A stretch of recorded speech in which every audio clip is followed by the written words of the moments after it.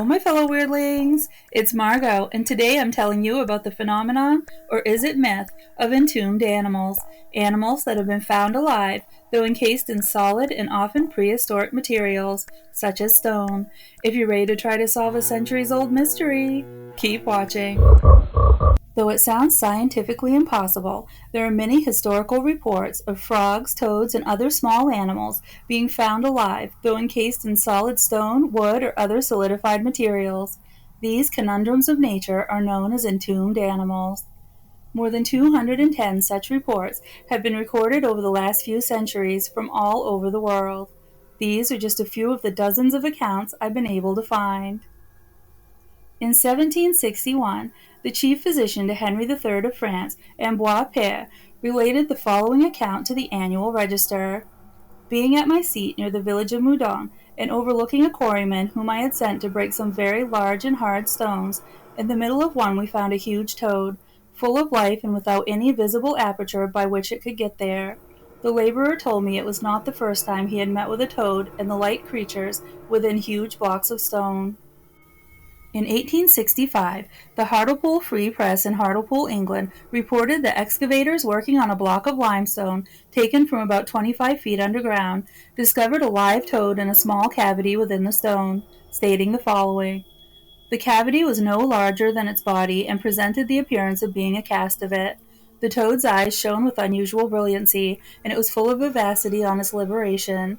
It appeared, when first discovered, desirous to perform the process of respiration, but evidently experienced some difficulty, and the only sign of success consisted of a barking noise, which it continues to make invariably at present on being touched.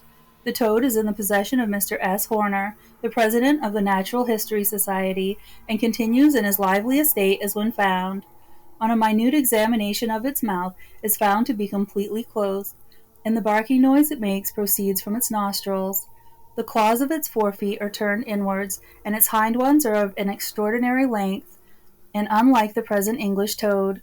The toad, when first released, was of a pale color and not readily distinguished from the stone, but shortly after its color grew darker until it became a fine olive brown. After having written previous articles on entombed animals, a Scientific American article from 1890 stated, "Many well-authenticated stories of the finding of live toads and frogs in solid rock are on record." A few years later, Nature magazine's editor argued, "It matters little to tell the reporters of such occurrences that the thing is absolutely impossible, and that our believing it would involve the conclusion that the whole science of geology, not to speak of biology also, is a mass of nonsense." There have also been quite a few accounts of live toads being found inside the seemingly solid trunks of trees, with no observable way of getting themselves in or out. In 1719, the French Academy of Sciences published an account of the felling of a large elm tree. In the center of the trunk, about 4 feet above the root, was found a live toad, middle-sized but lean and filling up the whole vacant space. In 1876, South Africa's Edenhogue Times printed the experience of lumberjacks who were chopping a tree, when a hole was found deep inside of it, containing 68 small toads, each about the size of a grape. The article said, "They were of a light brown color, almost yellow color, and perfectly healthy, hopping about in a way as if nothing had happened.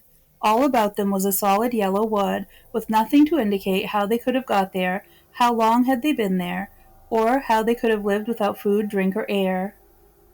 Entombed animals have also been discovered within man-made solid formations. In 1976, a construction crew in Texas was breaking up concrete they'd set over a year earlier. Incredibly, the crew found a live green turtle within the concrete, in an air pocket that perfectly matched the shape of the small reptile. If it had got in there when the concrete was poured a year earlier, how did it manage to survive during that time? There were no signs of air holes or cracks in the concrete. When a castle wall was being demolished in September of 1770, a live toad was pulled from the solid plaster, which had stood undisturbed for more than 40 years.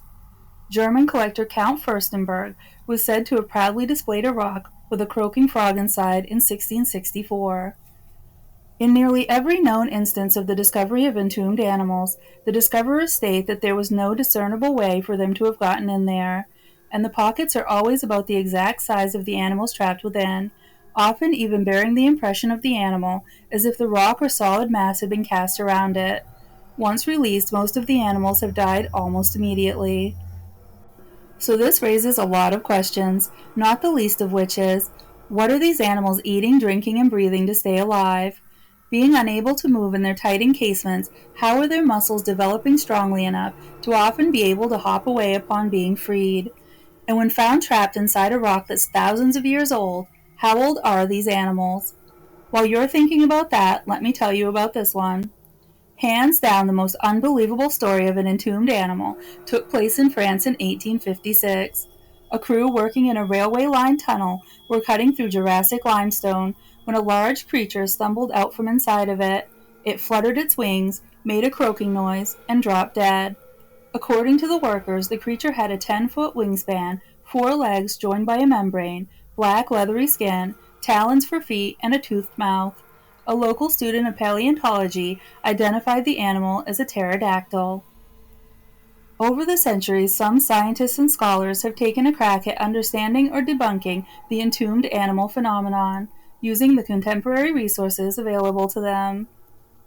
In the case of the 1733 Swedish discovery by two Nybro quarry workers of a live frog sitting in the middle of a large block of 419-million-year-old sandstone the men were splitting, the frog was described as a gray in color and its mouth covered by a yellow membrane. The animal barely reacted to touch. A quarry inspector lost his patience and beat the creature to death with a shovel. He later regretted his action, quote, for being the slayer of that extraordinary animal, which might have lived for hundreds of years within its stony prison. So he recovered the body and contacted various scholars. Physician and self-declared naturalist Dr. Johann Phil became interested in the case. He argued that a frog spawn had somehow entered the rock and had developed over the following years into a fully grown frog. His paper, presented to the Swedish Academy of Sciences, was rejected in 1741. Known as the Frog of Nybro, the specimen was reportedly treasured in the natural history collection of Carl Gustav Tessin at Akiro Castle, but was lost after 1760. Around this time, famous Swedish naturalist and father of modern taxonomy Carl Linnaeus considered it possible that amphibians could live for centuries trapped inside of rocks. According to the Michigan Argus of December 1st, 1871, one man was so curious about these stories he tried his own experiment to see if such things were possible. M. Harrison, a French savant, enclosed 3 live toads in separate cases of plaster in February of 1771. In April of 1784, Harrison opened the cases, which were still whole, and found 2 of the toads still alive, though the third was considered a martyr to science. The animals were given to the Academy of Science, and a careful examination showed that the animals had no communication with the external air, and must have existed without the least nourishment. In 1818, mineralogist E.D. Clark reported the discovery of 3 living specimens of a salamander species that had been believed to have been extinct since the Cretaceous period. At the time, this seemed to support the idea that animals could be trapped inside of rocks indefinitely. During the Victorian era, entombed animals were known as the toad-in-the-hole phenomenon, and its mystique gained a lot of popularity. Common hypotheses at the time included that these creatures were the work of the devil, spontaneous generation, animals entrapped during biblical flood, or a young animal that had grown too large to leave its prison. Professor William Buckland, who was notorious at the time for his interest in strange geologic phenomena, decided to try his own experiment. He sealed 24 toads in niches carved into a block of limestone and a block of sandstone, and buried them for 1 year. In December 1826, the 2 blocks were recovered and examined. All the toads in the sandstone block were dead and decayed. However, in the porous limestone, some toads were still alive, and 2 of them had even gained weight. Upon examination, though, Buckland noted that some of the seals were damaged. In a second experiment with intact seals, no animal survived. Consequently, the toad in the hole seemed to be a biological impossibility. Yet in 1862, physician and author Frank Buckland, the son of William Buckland, and paleontologist/monster hunter Richard Owen had to protest against the public display of a frog in a coal block from a Welsh mine.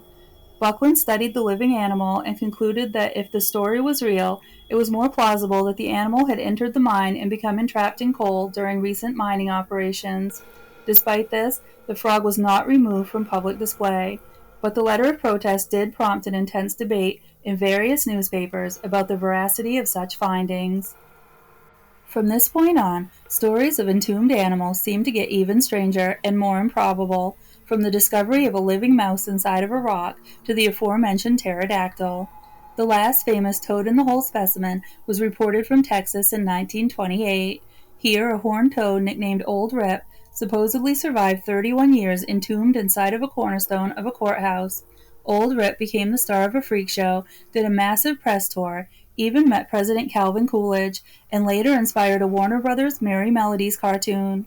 He died only 11 months after being freed from his tomb and is still on display today, though his corpse has been kidnapped at least 3 times. Despite the notoriety of the toad-in-the-hole phenomenon, there's no hard evidence of any real entombed animals. Many reports come from second or third-hand accounts, and Victorian newspapers fed the curiosity of the public by reprinting old stories or inventing new ones. It's also probably worth noting that many toads were suspiciously often found by clergymen, who used them as evidence to discuss the formation of rocks by a biblical flood or by divine intervention. Many examples of entombed animals were exposed as hoaxes at the time of their presumed discovery. But does that mean all of them have been hoaxes? Or do these incredible, science-defying, zombie-like creatures really exist? That's all I have for you today. I hope you've enjoyed this topic and will come back for more. Like, subscribe, leave a comment, and bring your friends, family, COVID pod, cult members, invisible friends, or enemies. And if you have an opinion or theory on this topic, leave it in the comments below. Thanks so much for watching.